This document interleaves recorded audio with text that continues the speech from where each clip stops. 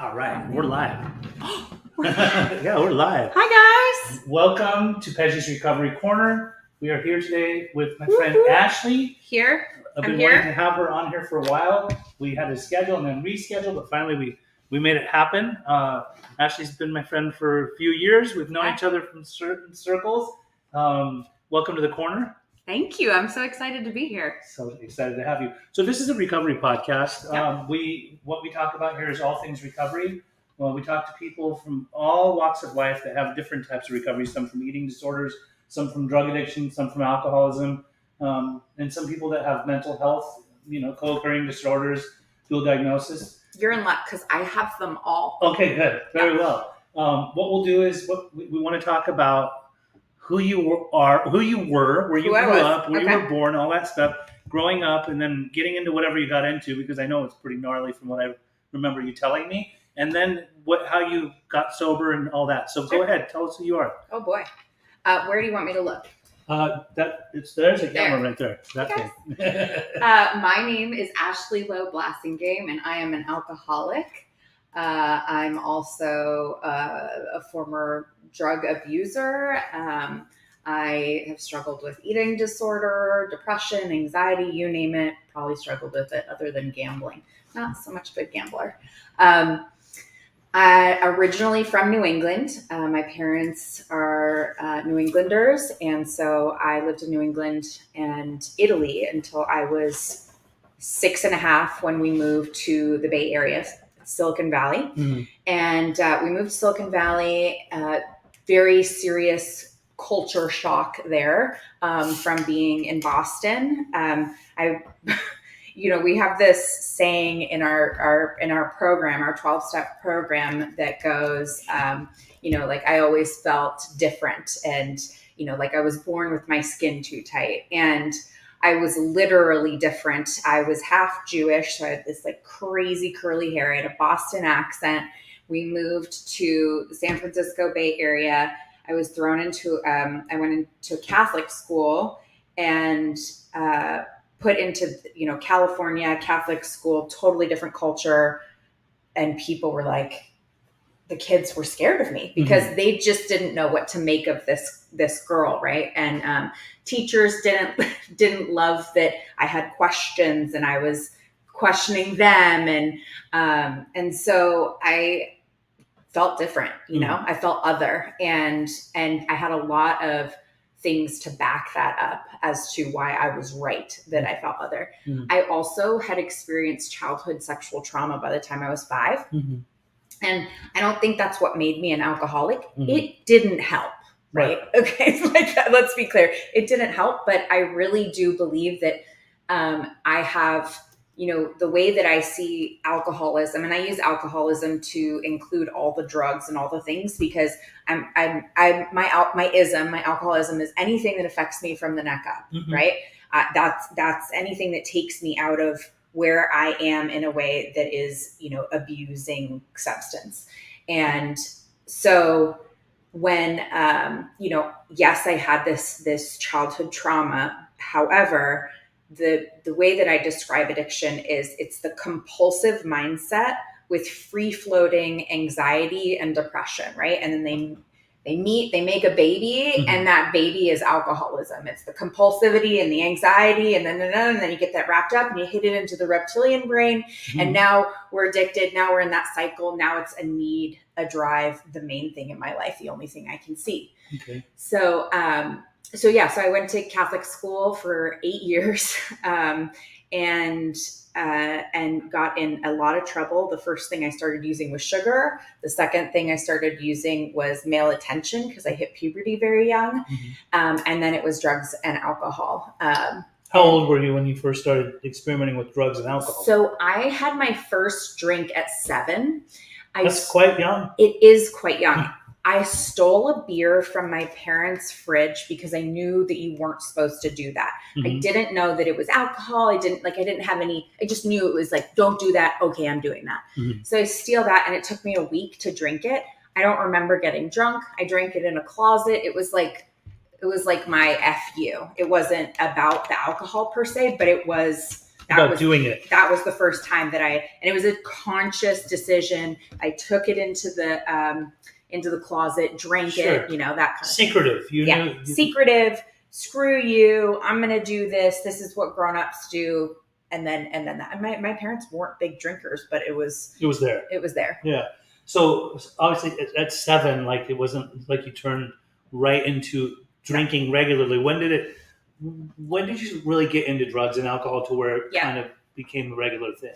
So, I in 7th and so in the 7th grade ish, I hit puberty very young, and it was really like 10, and so the boys at my school weren't interested in me, and I was very interested in boys. So now I'm hanging out with older boys, right?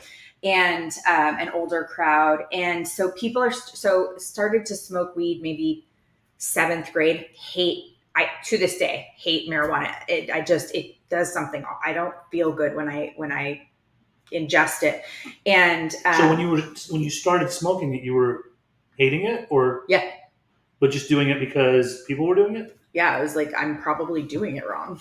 I was like, they're having a great time. I must be doing this wrong. Right. Oh, I hated methamphetamine. Do you know how much methamphetamine I did? So much methamphetamine. So much. Because we ran out of cocaine. Was I supposed to not do drugs? Right. You gotta be kidding. So yeah, I did a lot of drugs I didn't like. Okay. And that was one of them. And then I started drinking. And then I started having sex around 12 and a half-ish. And I had this secret life outside of my Catholic school friends. I was like straight A student, in hanging out, going to the mall with my 8th grade, 7th grade friends, and then out here partying, having sex with 25-year-olds that I met online. And nobody. That young? Yeah. You were that young, and oh my God. And yeah, because we had AIM, AIM. My parents are probably no, they're not watching this. Uh-huh. So I had this secret life, which I treasured because it was like something no one could take away from me. And it was part of my addiction, was like this secret thing that I could do. You could never own me. You could never control me, but it wasn't so big that I would get in trouble. I still had this double life. And eventually that, as it does, that double life didn't work anymore. So that's how it started. So basically I start drinking a lot. And in 8th grade, I'm starting to drink regularly and by myself. But I don't notice that I'm drinking regularly and by myself. Right. It just sort of happened. I'm hiding bottles in my closet, and nobody. How were you getting the alcohol? I'm hanging out with older people. So they were able to. Yeah. My parents had bottles of wine. Right.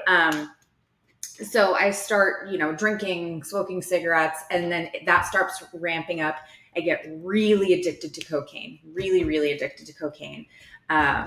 And the alcoholism underneath the cocaine was very interesting, because it wasn't until I got sober the last time, which I ended up getting sober at 19. I had a very hard time. Am I really an alcoholic? I was a super gnarly drug addict, but am I really an alcoholic? And so I made this decision. I kept relapsing because I couldn't figure out if I was an alcoholic or, when I tell you some of the stories, you will die. How could you not know? Yeah. But I swear to you, I was unsure. So relapsing in your adolescent period. Yeah. You got sober at 19, so that's still a teen. Oh yeah, but they started putting me in programs when I was 15. I was going to ask that. Yeah. So your family was worried about you, and they started putting you in outpatients or yes. So I started with a therapist, and then they put me in an outpatient program, and then eventually there was police involvement, and so I became a ward of the state of California, and at 16. And so in order not to go to California Youth Authority, where they would have made me a real criminal, that my parents sent me to this adolescent lockdown unit in Utah for wilderness camp. A wilderness and then a lockdown. Oh, it was lockdown. Oh, because you were an adolescent, so you could be locked down. Yeah. So There's no leaving. Oh no. Yeah. new. They're currently being sued for torture and abuses of young children. Did you witness this stuff? I was there. Did you endure it? Yeah, and so I recently testified about that in that case. Okay. But so I was in those places. I went to another place when I was 17 for a year, because in between those, so I started shooting heroin. The first time I shot heroin, I overdosed. My boyfriend was a heroin addict. I did not know this. First time? The first time. How old were you? 15. So the first time he put a needle in my arm at 15. Did you already know that he shot heroin? Not until we had been dating a little while. And then when you saw it, was there any kind of fear that that's a needle? Yes, I was like, are you kidding? I'm going to save you. I'm going to get you off drugs. I'm going to get you off heroin. So we did this. I mean, he took me to my first meeting. He was like, you have a problem. I'm like, I have a problem? He took you to a meeting before you guys ever shot dope? Before I ever shot dope. Oh, before you ever shot dope. So he had been shooting dope a long time. But he was trying to get sober at this time, or no, he was just. He just took you to a meeting because I had a problem. He's like, you're fucked up. I gotta take you. Yeah. It was like my heroin addict boyfriend's taking me to a meeting. This is cute. So you overdosed the very first time at 15. Yeah. Oh my God. But overdosing then looked very different than overdosing now. Sure. This was actually heroin, not fentanyl. Right. And so I was it was awful. I hated it, because overdosing then on heroin, which is different than what you have on the streets today, you don't always go completely out. So I wasn't completely out. I was experiencing all of the overdose symptoms, and which a lot of throwing up and just very, very sick. Did you overdose in front of him? Yes. So he was able to. Yeah. What was he able to do? I don't know. Just stay with me. Just stay with you. Yeah. You weren't hospitalized. No. Okay. It was just clearly like problematic.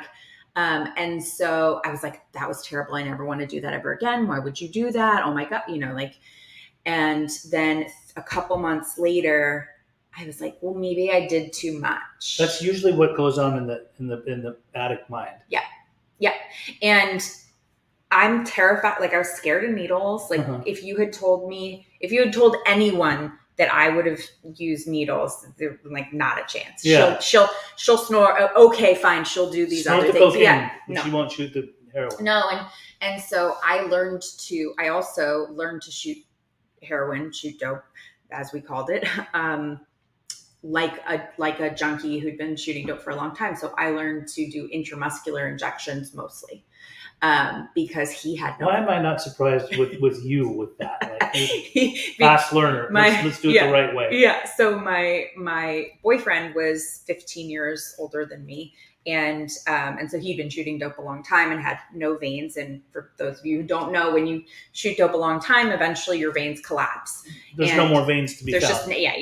They collapse, and so you just can't really use them. So I learned to shoot dope like intramuscular, which also means that I experienced a lot of painful, like abscesses and painful things. And so I sort of started doing that behind his back, and then he found out about it. And,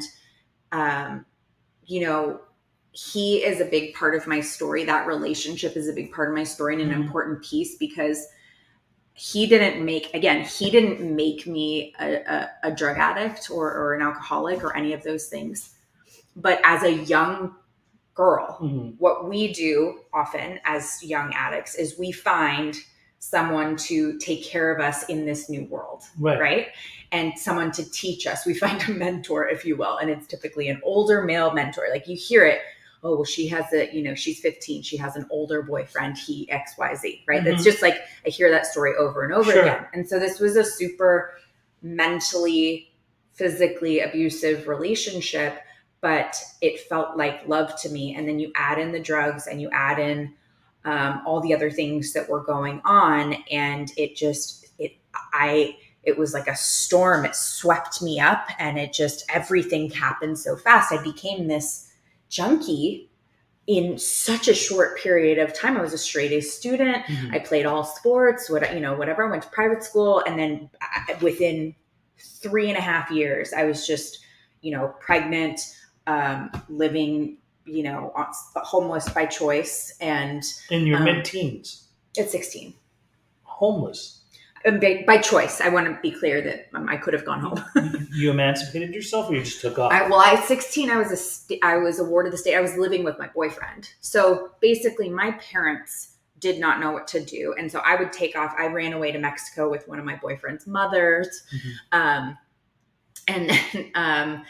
then like I would disappear. I would take off, and again, but we didn't have cell phone. It was very different. Like I was straight up missing person trying to find me. And so my parents were trying to figure out everything short of like sending me to these places because that was not ideal. And you didn't have the kind of understanding of mental health and addiction that we do now. So my parents, as long they were like, if we know where she is, so like my boyfriend, they would let my boyfriend come and live with us for a period of time and live with me in my room when I was 15. And like, because for them, they have 2 other kids, 2 of my younger sisters. And if he was there, they knew I'd come home. Right. So it got down to like when sometimes people look at like, why are the parents doing this? How did the parents get so like, and it looks like enabling. And when you ask me, they're like, she wasn't going to come home unless this person was here. So at least we knew she was alive. Like otherwise we literally weren't sure if she was alive. And so like moving in with my boyfriend, same kind of thing. It was like, they know I'm alive. Like that it was down to that. Like, how do we know she's alive? All the rest of the parenting tools. So that kept them satisfied enough. They weren't happy about it, but it was what it was. Yeah. I mean, they really, I was, I was willing to sleep outside just to say, screw you. I don't want to be in your house. You know what I mean? So it was like, I was homeless, not because I didn't have a home, but because I would rather take everything from me. Right. You can't punish me because I don't care about anything. Take it all. Right. So I want to ask you something. Like, there's something that I noticed that in listening to your timeline, being that there was sexual abuse, you said 5? Yeah. And did you remember that? Like, this was always on your mind? Yes. You knew it happened? Yes. Okay. So, and then you mentioned, and I hear this a lot, like certain things that people say in those rooms is this happened, that happened, that happened. That doesn't make me an alcoholic. Now, I have some friends that are in recovery that we've gone a little deeper into that. And a lot of people that are in, let's say in AA, will say that trauma doesn't make you an alcoholic. Now, some of my friends disagree with that. They actually say that trauma can definitely rewire your brain and put you in a position to where you may start seeking substances or sexual desires that you said because of puberty at a very young age. So, and then something that people shouldn't discount too is that Bill Wilson and Dr. Bob had trauma. Totally. They had trauma too. So to clarify, I have the genetics. Yes. Right. So I have the genetics. There were things about me and how my brain worked and how I thought that I remember before that happened that are indicative of someone who's not going to be happy with with what's presented to them. Sure. And I do believe that. So for years I would go to therapy. I'd go to EMDR, and love EMDR. Me too. But we would talk about my trauma, right? And they would say, okay, tell me about your sexual abuse. Well, I was so young. I didn't know what was happening. Like it's not the trauma the way that other people, it's not a violent rape. Okay. So it didn't look like that. Sure. It was someone I knew. It was like, it was presented in a game. Like I knew something was strange, but like I wasn't just terrified out of my mind kind of deal. The trauma for me happened when I knew something was up because he told me not to tell anyone and things like that. But the trauma happened for me when I came out with it. So when I came out with it, I was in the 3rd grade. So I was 9.5, 10. Right. And the way that it was handled, people didn't know how to handle this stuff then. It was not common and it was not talked about. And so this was in the mid 90s. And so long and short is that they freaked out because I was in the Bay Area. They called CPS. They thought that the guy was still there. He wasn't. He was back in Boston. They talked about it enough so the whole school found out, basically. And then it got to the point where there were so many crossed wires that I was brought into the principal's office and forced to recant. That was the trauma. Wow. So for years, right, it was the therapist would talk to me about the event, and I was like, I don't know. I mean, I don't really, I remember remembering it. This, that, the other. What happened was the trauma happened there. Wow. So I had these years before that trauma to see where my head was and see what I did and see what I did with food. Right. And I really believe that, I have two sisters who grew up in the same home, who had the same genetics, who turned out differently. I understand. So I suspect that the trauma and that rewiring and the rewiring from the move and that rewiring was the result, was helped by the genetics. Like I was a perfect candidate to end up that way. And then you add that stuff in and it lights it on fire. But anything could have turned the gene on. Yeah. Okay, that makes sense. Well, I love that you're so transparent. I mean, a lot of people, it's hard for them to talk about this stuff, but you're so open about it. I love it. Well, it was a long time ago. Yeah. Plus, it seems like you've done a lot of work. Yeah. Done a lot. I've done a lot. So I mean, I started trying to get sober, or people started trying to get me sober at 15. Right. I was sober, in some of the treatments. I relapsed in treatment. I overdosed between treatments, and my parents found me dead on May 17th of 2004. And then I got sober again. And then I went to all these places, all these treatment programs. And then I got out and I relapsed because of the alcohol thing. Alcohol is different than drugs. Maybe I'm this, that, the other. And eventually I got back to heroin, and I infected all the veins in one of my arms and almost lost an arm. And so that was the bottom for me. This is just not working. I can't even use anymore. And what's interesting is all these experiences, all this treatment, all this knowledge, and I kept trying to prove I wasn't an alcoholic because I could admit the other stuff. Yeah. And so I got sober at 19 using AA and all the tools and all the things that I had been through at that point. I'd been through, more clinical hours than most therapists. Yes. And I made a deal with myself.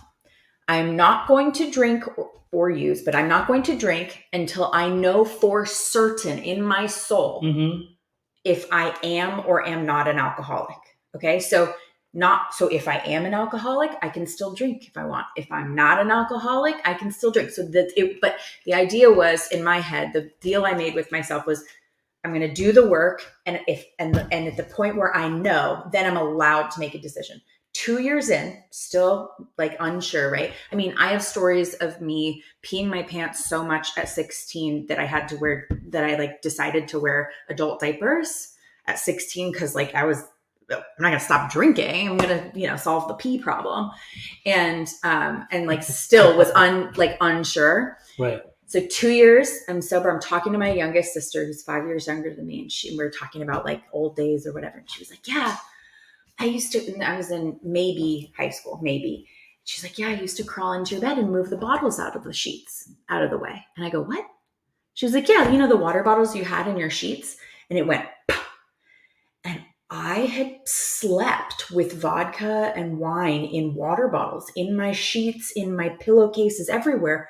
And it was so normal, brushing my teeth. I know I brushed my teeth in those years, but I don't remember brushing my teeth. Right. And it was like that. I literally didn't remember it because it was so part of it. And my sister said something to me at 2 years sober. And you remember. And I remembered. And since that point, it talks in the big book of Alcoholics Anonymous, it talks about how, we have this, we know with our innermost selves, we admit to our innermost selves that we were alcoholic. Took me 2 years to get there of sobriety to get there with that story. Right. But I stayed sober. So this was at 19? Over 19? I got sober at 19 and that was there a crisis that took you to sobriety at 19 where you just decided this is it? Yes. Because that's awfully young to get sober. Yes. It's doable. It's great. It's just, yeah. So I was trying the experiment of trying to drink like a normal person. And it was getting increasingly not normal. Besides the diapers? That was way before that. Oh, this was an honest attempt at trying to do it normally, right? I'm out of treatment. I got a boyfriend. I got, I'm doing stuff, whatever. I'm living in Prescott, Arizona, and I'm trying to drink like a normal person. And I keep ending up in these situations normal people don't end up in. And so it maybe like 6 months go by. Mm-hmm. And my boyfriend at the time is actually very supportive of my recovery. And so I'm hiding it from him that I'm drinking. And so we get to December, and I find out that this girl that I met in treatment has slept with my boyfriend when I bought her a bed and I gave her room to stay, and like this whole thing, like gnarly betrayal, like I'm betrayed basically by like all these people close to me, right? And something in my brain just went, and I called him. I have no idea where I came up with this story. I called my boyfriend. I was like, I have to go teach a dance class. I didn't teach dance. I don't know what the hell. Like, I have to go teach a dance class. We're living in Prescott. I get in my Jetta. 19-year-old white blonde girl gets in a Jetta. It's like, something out of a movie. Drive sober, completely sober, down to Phoenix. I drive down to I don't know what it is anymore, but Van Buren's, this area that I was like, I know, this is where the drugs are. Yeah. I don't know who they are or what they are. So I drive down there, and I find this trailer park in this gnarly part of town. I drive in, I park my car, and I walk up to every single trailer and knock on the door. And I'm like, do you have heroin? Do you have heroin? Do you have heroin? Of course, they're like, what? Who is this crazy ass chick coming? Whatever. I finally get to one. They have heroin. I have money. So, and I'm stone cold sober, but they only have dirty needles, like used needles. And so I'm like, okay, well, I know that, junkie folklore is we take bleach and we pump it out. And if you do it 10 times, you're good to go. And so I go into the trailer bathroom, and it's these old hippies, probably in their 50s and 60s. And they've been like, they look 75, right? Like they just look, they were literally like old, like from their, drug use. Yeah, from their drug use, like in a different way, like not age. Right. And they look like old junkies. They're all, yeah, but they're kind of like hippie-ish. So I'm like, oh, maybe it's, fine. Yeah. Whatever. And so I do this. I clean a bunch of these used, dirty, rusted syringes, and I shoot the dope in the. And I had overdosed, a couple of years earlier. So now I'm like, I don't want to overdose here. So I shoot tiny little amounts of all through my arm, right? Because I'm trying not to overdose. And so if I do it in short bursts that are a little diluted, then this is my logic. Then yes. Then I'm not going to overdose in this place, and I'm going to create this this high that's different and longer and more controlled or whatever. Wow. And what I ended up doing was blacking out, losing my vision and my hearing. I probably got like bleach in my, I probably something, and infecting all the veins in my arm. And then, so I black out, I lose my vision and my hearing. Really scary experience. Were you at their trailer? I'm in their trailer. Wow. Luckily they were nice, people. They didn't hurt me. I don't know what the next series of events was, but I was 2 hours away from Prescott. I ended up, the next thing I know, I'm back in Prescott. Mm-hmm. I don't know where my vehicle is. And there's 2 dudes in my house, and they have my drugs. And my arms are stuck like this because when you infect the veins in your arms, it hurts like no other. And you basically, whatever position they start to just not want you to move. Mm. And so you stop being able to move them. And so I had this moment, right, where I'm yelling at these guys to give me the drugs. I don't know where my vehicle is. I'm stuck like this. My boyfriend comes home and is like, what's happening? He kicks these guys out. I'm like angry for him not giving my drugs, and I'm stuck like this. And I get to the hospital, my mother flies in and she's like, are you going to make me bury you? And, like how many times do we have to do this? I'm 19. I made a decision to use like 3 days or before that, whatever it was. And then when I came to, and I had no intention of any of ending up in the hospital. I was like, oh, I'll just go back to sobriety. I'll just go back to AA. Or if it's a problem, I'll just do X, Y, Z. Mm-hmm. It never occurred to me I might not make it back, or I may make it back with one arm or no arms or whatever, or AIDS or, HIV, like what those things. It was like, I just, in my head was like, this will just be fun and a good time, and it'll ease, the pain of all the things that were going on. Mm-hmm. And at 19, I'm in that hospital with my arms stuck. So I could not give myself, like, my higher power basically was like, you can't do anything. Your arms, you are done. You're relieved of the privilege of being able to put drugs into your body. Right. And I just was like, it's not working. It's not working. Like, I'm not feeling better. I'm not feeling numb. I end up in like the most ridiculous situations. Mm-hmm. I end up in the hospital within 48 hours of using. That's not the plan. Right. And like, instead of dying, I'm going to be maimed. I was like, if I die, great, fine. But I wasn't dying. I was going to be maimed. I was going to be like, irreparably damaged. And so I gave up. I literally was like, I can't do this anymore. I'm so tired. I'm 19. I've been to how many treatment centers? I've lived through so much. This disease has taken my entire childhood from me, mm-hmm. my teens, everything. It's taken everything I care about from me. I have nothing. I haven't graduated high school, any of these things. And something just shifted, and I became willing to do whatever it, like, I just followed. For me, I went to a 12-step program, which, for me, a lot of people want to go to a program that's specific to the drugs that they used. I went to Alcoholics Anonymous, which for me was all encompassing, and I did what they said, and I did the steps, and I did that. And you mean at 19, you didn't end up after that going to treatment, or you just went? No. Where'd you go live? I had a place to live at the time. Prescott? Yeah. And you just went to meetings? Yeah, because I knew the community. I had been in the sober living. But after all that, like, wasn't there a major withdrawal? 48 hours. No, I was in the hospital. That's a hell of a realization to have at that age.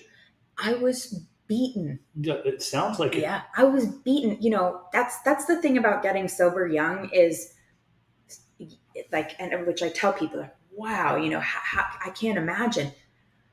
That's right. You can't imagine, because it has to be so bad that you're like, I can't do it anymore. Mm-hmm. Every time I used, every experience I had, I lost more of myself, more of my life. Like I couldn't go for more than 48 hours without ending up in a hospital. I've known you for a long time, but I didn't know all this. And but what I've always felt, and what I know about you, is like, she's here to stay. And like, you've been sober, 16 years? Is that what it is? 16 now. So, and I think we met like probably in the Laguna circle of recovery. I've probably known you for 10 years. Yeah. For a long time. Yeah. For a long time, I just noticed you, and then we noticed each other, but then we, a friendship. Right. Because I didn't know what you were doing as far as work. Yeah. Obviously you got sober at that time, and then the work really began. Do you mean like therapeutic work? Yeah. Okay, so you were doing the therapy and all that stuff? Yeah, I mean, I did. I was really involved in 12-step, and then I left Prescott and I moved down here with 8 months of sobriety, and I moved in with my friend Emily McAllister. I love her. Who I met through my boyfriend, who was not sober. He introduced us. I moved, and I called her one day. I was like, I'm coming to, it was so like. That's why you know Joanne too. Oh yeah. I met Joanne in a bar in Prescott. I think she told me that. Yeah. We were in the bar, and I'm like, I'm sober. Are you sober? Well, yeah, we're both sober in a bar. Yeah. And I moved down here and I just poured myself into the meetings and the people. And at that time, I don't know what it's like anymore because I'm not in young people's anymore. I was going to ask you, were you involved in young people's was I involved? Recovery movement? Were you? It was life-changing, life-saving. Young people's I know a lot of people don't like to talk about AA, but it saved my life. So I'm just going to, you can yell at me later. No, I'm not going to yell at you. Yeah. Personal recovery depends on AA. So for me, I went to young people's meetings. We had this crazy talk show meeting. I remember talk show. I met my husband there. Mm-hmm. I literally I wasn't with him, but the first time I met him was in that meeting. Mm-hmm. And we went and partied. I partied harder in my sober 20s than I ever partied loaded. It just looked different. Like we were just drinking Red Bulls. We were going to conventions. You did not know we were sober. We were at raves. We were jumping out of planes, jumping off bridges, going scuba diving, going on group trips, group sex, group everything. Just, we were partying. You were young people that were sober, enjoying yourself. And it's very possible. It's everything I needed. Yeah. And I look back on it as the best time of my life. Like I had the most fun with the people, going, and I moved to LA for school, and I would go to this meeting at midnight in Hollywood, and it was so just crazy, right? And then we would all go out till 2 a.m. to like Denny's, and it was a group of us. It was so healing for my soul, because if I had gotten sober and it had been boring and it had been lame, you'd go get loaded again. I'd get loaded, and it was so great. And when young people get sober and they get involved in that, I'm like, just do it all. Just coming from, a old suburban mom now, like just get it out, do it all, because you could have the time of your life in sobriety. How old were you when you got married? I got married at 28. Okay. And then you have twins that are 5-year-olds. Yes. Right? So when I was 30, I had, then 10 years sober, I had twin boys. And I'm 35. Okay. So for those that don't know, you started a treatment center that is mainly online. It's only online. It's only online. This is before telehealth was even a thing. It's before the pandemic. In 2010. 2010. A lot of people probably didn't think it was possible to do outpatient online. People were actively angry at us for doing it. It wasn't even that they didn't think it was possible. People I knew, people were like, you're hurting people. You can't do that. It won't work. I mean, people were gnarly about it for years. Where did you get the idea to take it online? So it's called Lionrock. Lionrock Recovery, yes. Right. So my father is a Silicon Valley entrepreneur. That's how we ended up in Silicon Valley. And he and his business partner were starting companies. My dad started a bunch of companies. Right. And I was on my way to law school. I graduated. I got myself into UCLA, and I graduated from UCLA. I did all the things to go to law school. I ended up working. I worked in East LA in the family court system in East LA, and then I worked at the public defender's office in Orange County. And I was working in the public defender's office in Orange County preparing for the LSAT, which was horrible. And so my dad, whose name is Peter, and his business partner, Ian, they were doing all these other things. My aunt, who had struggled with addiction her entire life, who, very, very similar to me, she passes away in 2010 after a lifetime of alcohol and drug use as a result of her organs basically shutting down. Right. And my father and his business partner, my father basically says, why am I when she was alive, he was driving back and forth 2 hours to go to her family groups. And he was like, why? And he was doing business through online. We used GoToMeeting, and he was doing business with Ian, through GoToMeeting. He's like, why don't we do this? Why don't we? So my dad's very much that guy. My dad went to all the family groups. He put me in treatment. So he's on the other side, like he's been a consumer of the treatment business, right? A participant and a consumer. And so he says, why can't we do this? And so they start meddling with that. And I'm like, you're doing it wrong. That's not how that works. Da, da, da, da, da. Let me get you in touch with this person, blah, blah, blah, blah, blah. So I'm like, me meddling. And yeah, I'm me. I'm meddling. I'm telling my dad what to do, which is what I do. And he goes, well, why don't you help us? Why don't you, and I was like, I don't want to be in the treatment business. I've had enough treatment in my life. I'm going to law school. I'm going to do something, that has a career path and is straightforward. And so I end up hating working and like not wanting to be a lawyer. Just this ride. So it takes a lot. I had wanted to be a lawyer since I was a little kid. And now the dream had faded. It wasn't what I wanted to do. And, and so I started working on helping them with Lionrock full time because they didn't have the inroads to the treatment business. They came up with the name Lionrock. So yes. We were originally Clarity Path, and then this other treatment center had filed their patent, a week before their copyright, a week before we did. And so we had the same name, Clarity Path? Clarity Way. Clarity Way. And so we had to change all of our stuff. And Lionrock had been a name that Peter had used on for his independent business. So we just threw that on. And I like it. So we started working on that. I was 23 and I was a international relations of the Middle East and public policy major. So I didn't have marketing skill. Like I didn't take any of those courses. I didn't have any of those experiences. So while we're doing this stuff, I'm taking courses online in marketing. So I know what the hell because I'm very much afraid of imposter syndrome, right? So I will overdo in order to make up for the fact that I feel less than, or that I don't have enough of the information or whatever. So I was taking classes and trying to taking business classes and finance classes and trying to make sure I knew what you were doing. Yeah, what I was doing. Sure. And we, it's been 12 years. 12 years you've been in operation. Mm-hmm. And it's national? International. Lionrock provides outpatient services internationally. Mm-hmm.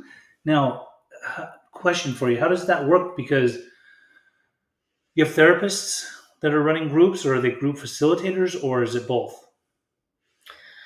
It's mostly master's level therapists. Okay. And so if people are using their insurance in different states, doesn't it have to be the therapist has to be licensed in that state? They are. And you have that. Mm-hmm. Internationally? Well, so internationally, a lot of the people who we have internationally have American insurance, mm-hmm. and they live abroad.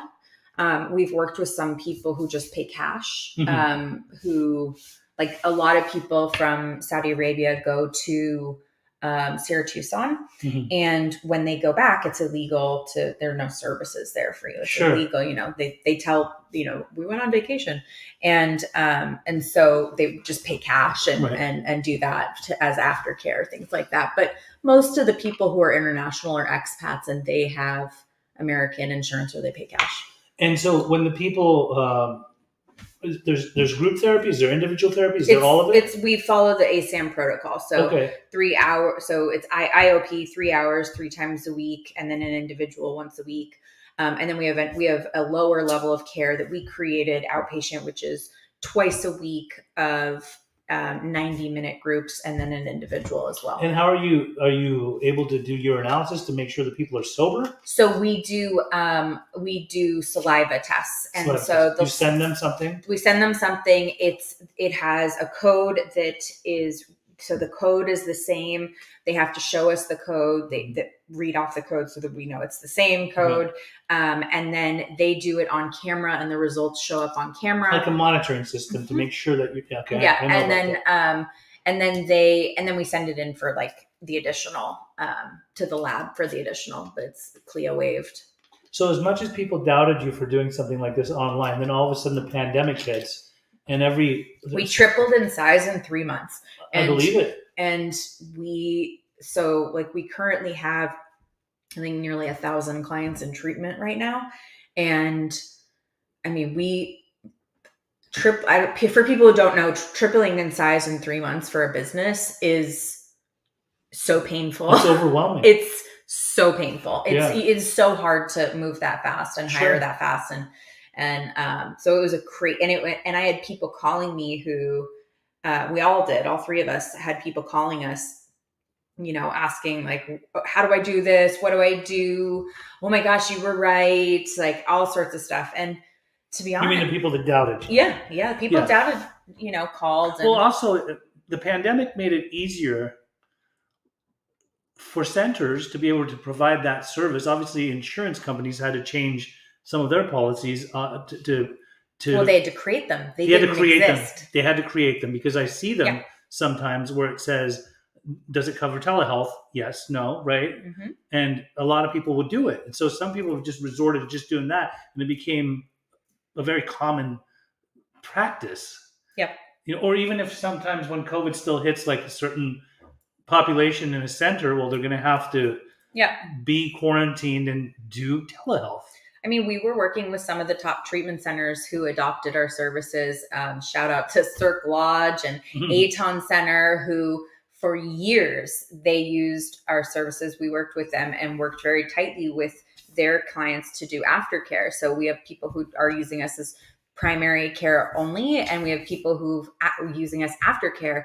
And it was a way for treatment centers to make a solid recommendation as opposed to, okay, there's something down the street, or okay, whatever it is, like we'll just send you and hope that you go. This was much more accountability, and we worked with treatment centers early on, but there were a few of them who were like, yeah, this is a good idea. Yeah, like personally, I used to wonder when I had heard that you were doing this. I mean, because I knew you, I thought, she's a great lady. I'm sure it's working, right? Right. I didn't really know. And I remember when the pandemic hit, when we were in 12-step meetings and we were going to 12-step meetings, and then they suddenly said, we're closing down the clubs, right? Yep. And I was like, oh, I'm not going to go online to go and do meetings. Like I've heard about this stuff, modem to modem. They talk about it in the big book. I'm not about to go like, how are you supposed to interact with people? And then suddenly within a week, I'm on Zoom and I'm a Zoom whiz. I'm like, everyone was. So we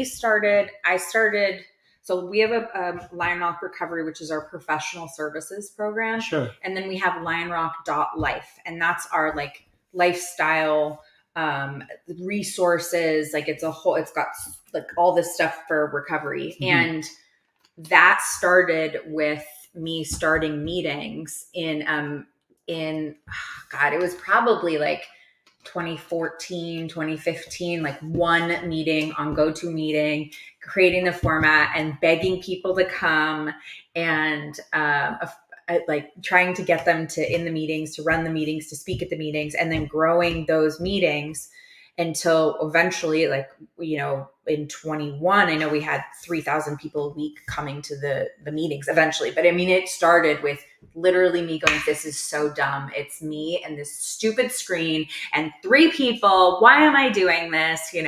And trying and Peter, to his credit, was like, keep doing it. I was like, people are not going to do it. They're going to think I'm a fraud. They're going to blah, blah, blah, blah. They're going to say, he believed in it. Yeah. And he was like, just sort of like the Wright brothers. Yeah. Weren't sure. They had faith. Yeah. And when one of us hasn't had faith, the 3 co-founders, that's been a really special thing, because when one of us is in a bad place or needs an extra push, like the dynamic has been good. I really think that had it not been the 3 of us, any one of us might have bailed on at one point.